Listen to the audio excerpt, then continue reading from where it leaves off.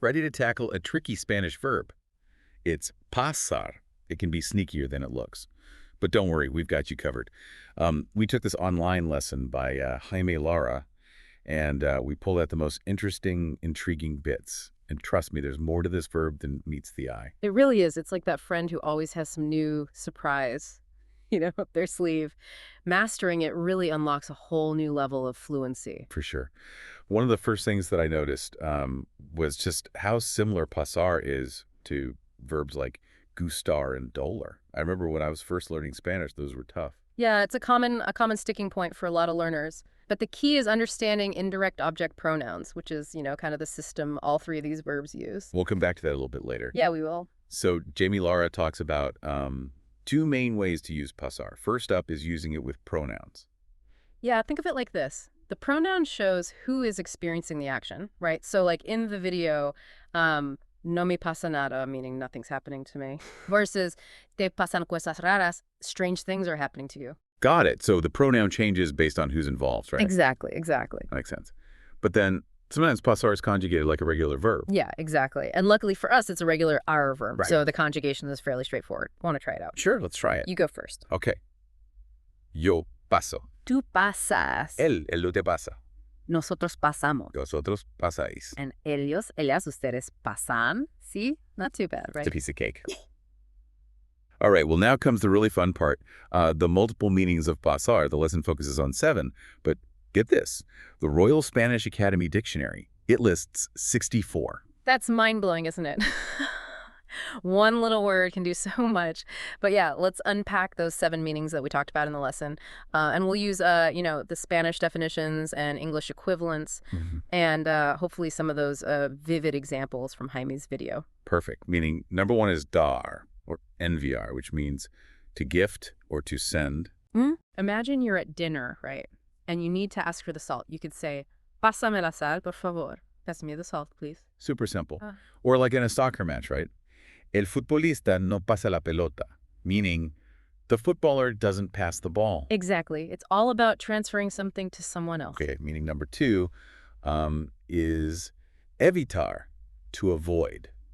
So I'm picturing a teenager being invited to a family gathering. And they say, vamos a la fiesta familiar, no paso. We're going to the family party, I'll pass. Classic. Or like the videos example, Juan pasa de ver la tele. Juan avoids watching TV. Maybe he's engrossed in a book. Who knows? Right. It's that feeling of opting out, basically. All right. Moving on to meaning number 3. Yeah. Olvidar. To forget. Oh, yeah. We've all been there. I've been there many times. Like you get home from the grocery store and you realize, I know. Se me pasó comprar los tomates. Oh, no. I forgot to buy the tomatoes. Happens to the best of us. That feeling of something slipping your mind. It does. Okay. Meaning number 4 is ir or atravesar, meaning to go through or to go along. I'm picturing like a leisurely stroll. Todos los días paso por la plaza. So every day I go through the plaza, maybe on your way to work or to meet a friend. Love it. Pasar can also describe like going through a phase in life too, right? Like, estoy pasando por un momento difícil. I'm going through a tough time. Yeah, absolutely. That sense of movement, transition. Yeah. Okay, meaning number 5 is cambiar or trasladar, to change or to move. Right. So you could say, for example, me voy a pasar a vivir a España. So I'm going to move to Spain. That's a big move. Or maybe you're just rearranging your furniture. You could say, voy a pasar la mesa al otro lado de la habitación. Yeah. I'm going to move the table to the other side of the room. Very practical. Okay, meaning number 6 is ocurrir, to happen or occur. Ooh. I have a feeling this one leads to some interesting stories. Oh, definitely. Imagine you get a call from a friend and they're all excited and they're like, ¿Sabes qué ha pasado? No. Que me he mudado a París. Whoa. Talk about something happening. Right. So pasar can be used just like ocurrir. Exactly. And finally, meaning number 7, cruzar, to cross. To cross. Yeah. So, think about crossing a bridge or a border. Like in the video, he says, Una vez pasas la frontera, estás en otro país. Once you cross the border, you're in another country. Right. Wow. Or, word of caution, ten cuidado al pasar la calle, hay mucho tráfico. Be careful when crossing the street, there's a lot of traffic. Very good advice. Yeah. So we've covered 7 key meanings of pasar. To gift, to avoid, to forget, to go through, to change, to happen, and to cross. Pretty impressive how much this one verb can do. Right. It's quite the multitasker. Yeah. But remember, this is just the tip of the iceberg. Oh, yeah. There are so many more nuances and expressions with pasar waiting to be discovered out there. Okay, I'm ready to dive into that singular and plural thing we touched on earlier. That's where I started to get a little lost. Oh, yeah. That's a common one. A lot of people stumble on that. But I think if we use a good analogy, it'll make it click. So picture pasar as a dancer, ready to follow the lead of whoever comes after it. Okay, I like this. Right.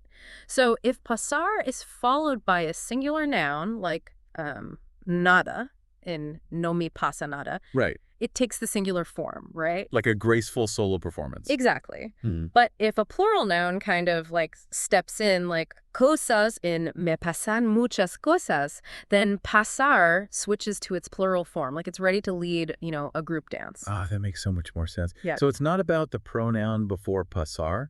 It's about the word that comes after it. You got it. It's all about paying attention to the rhythm of the sentence. This is huge. I feel like I'm finally starting to get the hang of pasar. That's fantastic. It's all about those little aha moments. It makes language learning so rewarding. Absolutely. Love those. Okay, so we've covered a lot of ground with pasar today.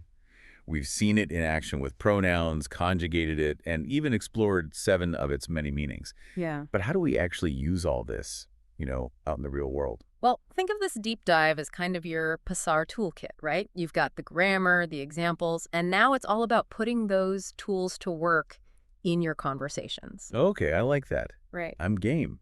Any tips for making that happen? How do we start? I would say start small, Try slipping those pasar phrases we've talked about into your everyday Spanish interactions. Like, let's say you're out with friends and you want to politely decline another round of tapas. Yes, happens all the time. You could say, gracias, pero paso. Thanks, but I'll pass. Perfect. Or maybe I'm chatting with a Spanish-speaking colleague, Right. and I want to tell them about my recent move. So I could say, mi pasé a un nuevo apartamento el mes pasado. I moved to a new apartment last month. Exactly. It's about finding those natural opportunities. Right. To just weave pasar into your speech. And as you practice, you'll find yourself using it more and more effortlessly. Yeah, it's like learning a new dance move, right? At first, it feels a little awkward, but the more you practice it, the more natural it becomes. Exactly. Perfect analogy. Speaking of connections, remember how we mentioned that pasar is similar to gustar and dolor? Yeah, that definitely piques my interest. All right, well, let's revisit that. All 3 verbs share that, unique characteristic of using indirect object pronouns. It's definitely a common trip up for, English speakers. But once you understand the logic behind it, it becomes much easier to handle. Okay, I'm ready. Lay it on me. Okay, so with gustar, you're expressing what you like or dislike. Like you take the example, me gusta el chocolate. I like chocolate. Yeah. It seems pretty straightforward, right? Yeah. But in Spanish, the focus is actually on the experience of the person, not the action of liking. Oh, interesting. So instead of saying I like, it's more like chocolate is pleasing to me. Precisely. The pronoun me signals who is experiencing the pleasure. And the verb gusta agrees with el chocolate because it's singular, right? Okay, that makes sense. And so how does this relate to dueller? Okay, so let's say you have a headache. In Spanish, you wouldn't say I have a headache. You would say me duele la cabeza. Literally, my head hurts me. Huh. So again, it's the emphasis on the person experiencing the sensation, not the source of the pain. Exactly. And just like with gustar, the verb duele agrees with la cabeza, which is singular in this case. Okay, I'm starting to see the pattern here. So where does pasar fit in? How does it fit into this indirect object pronoun puzzle? Remember that example, no me pasa nada. Nothing is happening to me. Right. Again, the focus is on the person, me, who is experiencing the lack of happenings, right? And pasa remains singular because nada is singular. It's like all 3 verbs are playing by the same rules. That's the key takeaway. Like once you understand how indirect object pronouns work with these verbs, you've kind of unlocked this major piece of the Spanish grammar puzzle. Exactly. You can avoid common mistakes, start to sound more natural in your conversations. This is incredibly helpful. I feel like I'm seeing these verbs in like a whole new light. I love that. And, beyond just the grammar, this connection also highlights something really interesting about the Spanish language in general. What's that? While English often focuses on the doer of the action, Spanish frequently emphasizes the receiver of the action. Oh, so it's a subtle but important difference in perspective. Exactly. So instead of, I like chocolate, it's chocolate is pleasing to me. Right. It's a small shift, Big but one. it reveals a lot about how Spanish really prioritizes the experience of the individual. This deep dive is really making me appreciate the nuances of Spanish. Yeah. It's amazing how one seemingly simple verb can lead to these profound insights about, language itself. It really is, and that's the beauty of language learning, right? The deeper you dive, the more you discover. Okay, so as we wrap up our deep dive into pasar, um, I'm curious, what are some of the key takeaways for our listeners? What do we want them to walk away with today? I would say the biggest takeaway is to not be afraid of pasar, right? Embrace the versatility of pasar. Yeah. It's a word that wears many hats. Right. And that's what makes it so powerful and expressive, I think. Yeah. Instead of feeling overwhelmed by all its meanings, we can use that to our advantage, I think. Exactly. And remember, we only scratched the surface, right? I mean, we only talked about 7 common meanings. Right. There's a whole universe of pasar expressions out there. It's like we opened the door to a secret garden, Yeah. of Spanish vocabulary. I love that. And just like exploring a garden, language learning is a journey of discovery. Speaking of journeys, one thing that really stood out to me was that comparison between pasar, guster, and dollar. Yes. That connection often surprises people, but it can be a game changer once you understand it. Totally. It's like they're all part of this secret society Yeah. of indirect object pronouns. That's a great way to put it. Yeah. And, by recognizing that pattern, we can avoid common mistakes Yeah. and start using those verbs, more confidently. So what would you say to someone who's still feeling a bit overwhelmed by pasar? I would say be patient. Yeah. Language learning is a process, and it takes time to really internalize something like pasar. Right. It's like learning to play an instrument. Exactly. You're not going to be a virtuoso overnight. No, you got to practice. Yeah. You got to explore, and don't be afraid to make mistakes. That's part of the fun. Totally. And remember, we're here to help guide you through, those tricky parts. What stood out to you from this deep dive? Anything surprise you? I think what fascinates me is how one seemingly simple verb can reveal so much about the Spanish language. It's a reminder that language is more than just words. It's a reflection of culture, thought patterns, ways of seeing the world. So true.